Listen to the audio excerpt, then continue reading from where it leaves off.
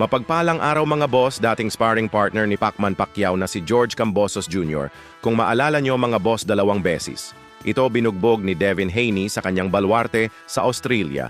Pagkatapos nun ay muli namang nakabalik itong si Kambosos ng talunin niya sa isang controversial decision, si Maxi Hages.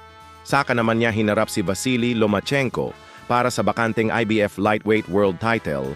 Pero sa kasamaang palad nga po ay nabugbog na naman si Kambosos kay Lomachenko. Kaagad namang nakabalik itong si Kambosos nakaraan buwan lang ng talunin at bugbugin niya ang hindi kilalang boxer na si Jake Willie. At ang good news ngayon para kay Kambosos ayon sa The Ring, Richardson Hitchens will defend his IBF Super Lightweight World Title against George Kambosos Jr. on June 14th at the theater at Madison Square Garden in New York City.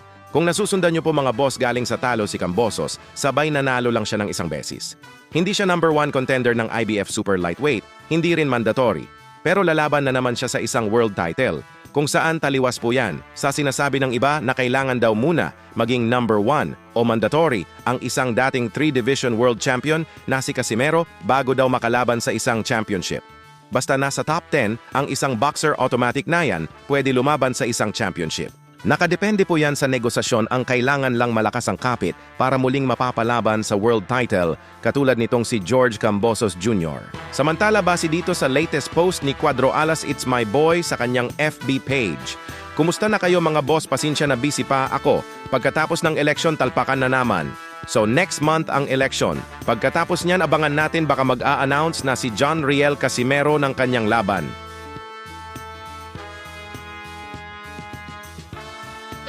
Casimero needs to pick his punches and he can't find the